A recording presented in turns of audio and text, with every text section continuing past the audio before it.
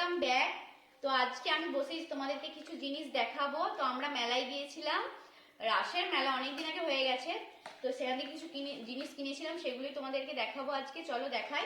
এই যে মা একটা ডাবু নিয়েছে, ঠেকা নিয়েছে, বাবান এখানে হাঁটাহাঁটি করছে। এই যে একটা সাবান বাক্স, আর কাপের সেট নিয়েছে, আর এখানে অনেকগুলো ঠেকা নিয়েছে, অনেকগুলো ঝুড়ি নিয়েছে। এখানে মগ রয়েছে দুখানা, ছাঁকনি রয়েছে, ছাঁকনি অনেকগুলো রয়েছে, 4খানা রয়েছে, আর 4খানা নয় 6খানা রয়েছে, আবার এখানে 2খানা। আর বাবানের জন্য পুতুল নিয়েছে, একটা গিটার নিয়েছে যে বাজে বিভিন্ন রকম, একটা বল নিয়েছে, এটা চাপ দিলে এভাবে আলো জ্বলবে। এখানে একটা মাছ রয়েছে আর লাইট রয়েছে। আর এই একটা বল রয়েছে, এই বলটা এরকম করলে আলো জ্বলতো, কিন্তু এখন খারাপ হয়ে গেছে, বাবান খারাপ করে দিয়েছে।